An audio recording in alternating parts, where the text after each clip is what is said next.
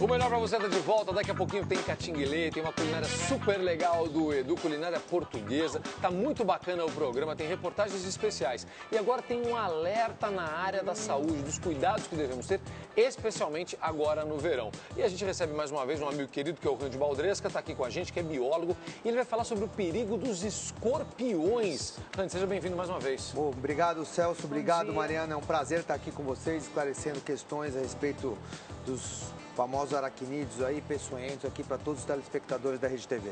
Ó, seguinte, a gente vai acompanhar agora uma reportagem, depois a gente vai bater um papo com o Randy aqui. Ele vai falar sobre os cuidados que nós devemos ter, especialmente o que nós não devemos fazer. A gente combate de forma errada, normalmente, os escorpiões.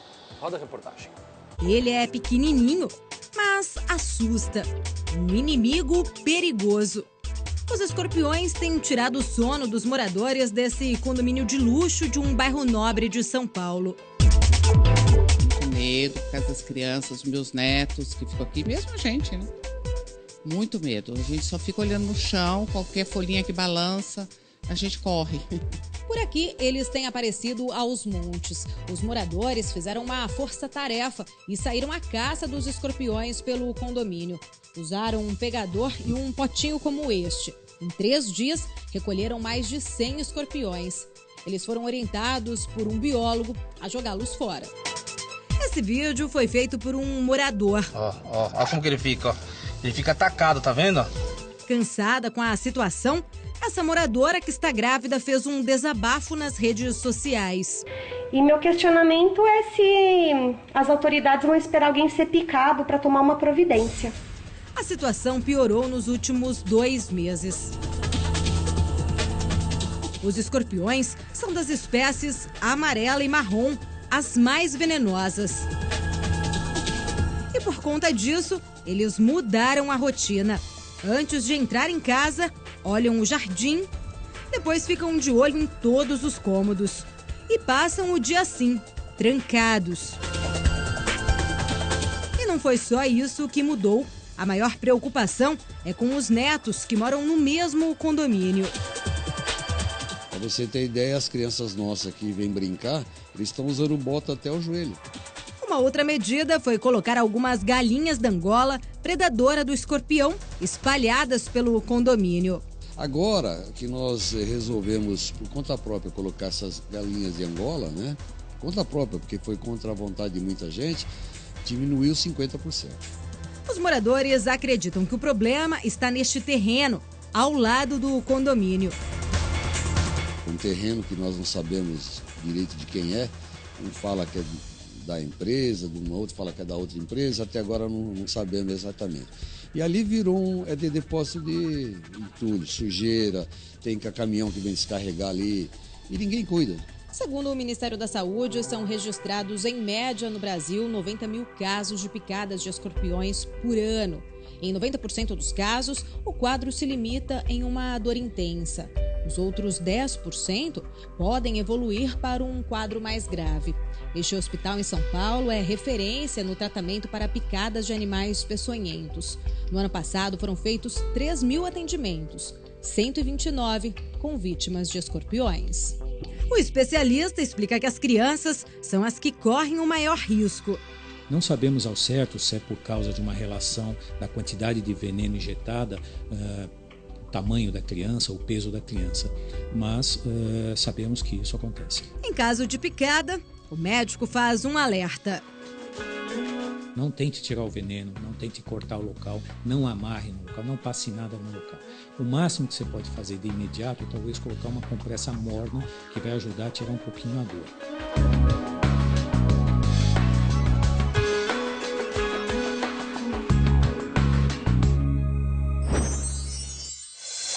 Tá aí, são algumas coisas que a gente precisa saber. Ó, o fato é o seguinte, dá medo, cara. A gente tem que ser realista aqui. A gente tava falando com o Navarro agora há pouco aqui ao vivo. O cara não tem medo de saltar de prédio lá, mas põe o escorpião perto dele pra você ver, sai correndo. Eu também. Não tem outro jeito. A gente realmente tem medo. E tem que ter mesmo. A verdade é essa. Porque, às vezes, uma picada de escorpião pode ser fatal, pode matar. Importante citar que o escorpião é um aracnídeo que tem função no meio ambiente. Ele controla os insetos perniciosos que causam prejuízo a nós, seres humanos. Tá, por exemplo, o que ele come? Ele se alimenta principalmente de barata. Tá. Periplaneta americana, barata de esgoto.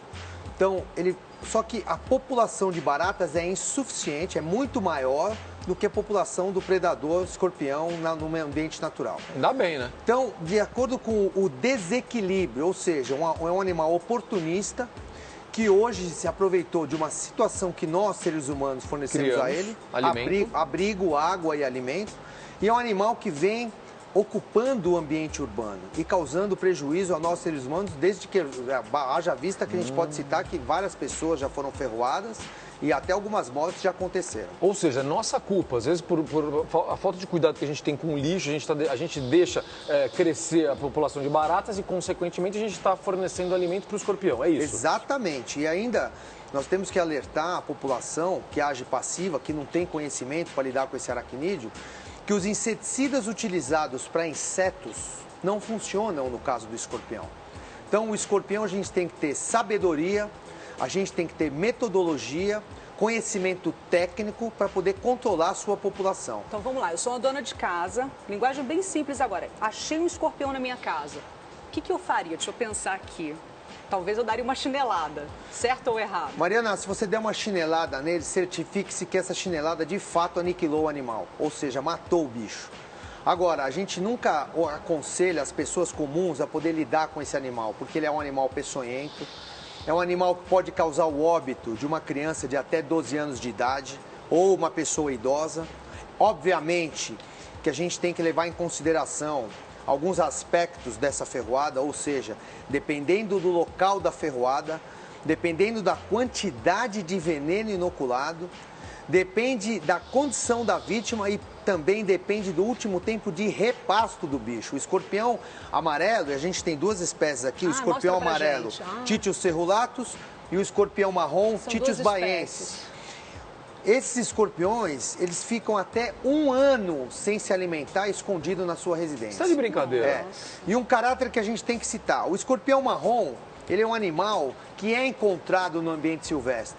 Então ele não tem efetivamente importância no caráter ambiental das cidades que nós ocupamos. A gente tem que tomar cuidado com o escorpião e se amarelo. prevenir com o escorpião amarelo. Titius cerulatus, um animal peçonhento, perigoso. Ele é um bicho que se autorreproduz. Então, ou seja, ele não precisa da fêmea, não precisa do macho, ele se reproduz sozinho. Então, por que eu falei, eu citei da Mariana? Se certificar que você aniquilou o bicho, que você matou o bicho, por quê? Esse animal estressado, Zucca, ou seja, esse animal numa situação de estresse, o que causa o estresse do bicho? Ele fugiu da chinelada. Fugiu da chinelada, você jogou um inseticida, qualquer aerosol no rosto dele, quer dizer, na face dele. Num momento como esse? Ele se autorreproduz. A fêmea, ela é partenogenética, ou seja, ela entra em processo de reprodução assexuada. Então, por isso a gente tem que tomar muito cuidado, tem que ter precaução para poder saber lidar com esse animal. O escorpião amarelo, portanto, é o escorpião que a gente fala que é urbano hoje, porque você só encontra ele na cidade, não é isso? Exatamente. É o escorpião, o escorpião amarelo é um animal sinantrópico, ou seja, é um animal que só é encontrado no ambiente humano. Ele mudou, ele se plastificou, ou seja, ele não é mais encontrado no ambiente silvestre, como é o caso do Titius baiensis. Que é o marrom. Que é o marrom.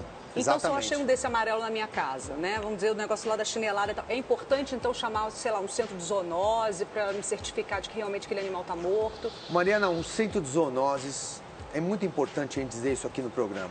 Ou uma empresa cadastrada na APRAG, porque essa empresa precisa ter responsabilidade técnica, um responsável técnico, que pode ser um profissional da saúde, e tem que ter licença de funcionamento. Dessa forma, você vai estar protegida contra empresas que não estão capacitadas para lidar com essa situação. Porque aí o cara vai fazer um tratamento certo na sua casa, fazer um combate correto. Um combate correto, uma inspeção técnica. Então, isso é muito importante. Então, a gente no programa tem que esclarecer a população acerca desse problema. A expectativa hoje de infestação de escorpião, e não só em São Paulo, mas no Brasil, é uma piora da situação nos próximos anos que a gente vai enfrentar. Quanto vive um escorpião? Desse amarelo. Vamos falar especificamente do amarelo, que a gente está falando agora das pragas urbanas. Quanto tempo ele vive? Entre 1 e 3 anos. Obviamente que dependendo das condições de vida que esse animal ocupa. Alimento a gente não tem predador em São Paulo. Então, às vezes eu vejo... O que é o predador, aliás? Galinha de Angola, galinha normal, o suricatus, aquele animal que vive na Austrália. Ou seja, acontece o seguinte, que muita gente não entende. A galinha, ela tem hábito diurno e o escorpião, hábito noturno. Então, um não se encontra com o outro para ocorrer predação.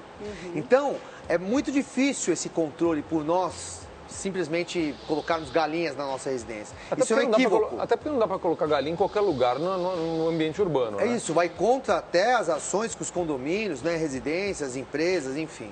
Então a gente tem aqui numa amostra um vidro, um pote aqui que eu trouxe, de animais coletados no meio ambiente. Quer dizer, um bicho que se modificou. Então ele é só encontrado hoje na cidade de São Paulo e cidades do Brasil inteiro. Tá bom, vamos imaginar então, aquele cenário que a Mariana nos passou agora há pouco. Então vamos lá, a dona de casa achou o escorpião, ela vai chamar uma empresa e tal. Agora vamos passar por uma coisa que a gente não gosta, não quer que aconteça, mas que pode acontecer.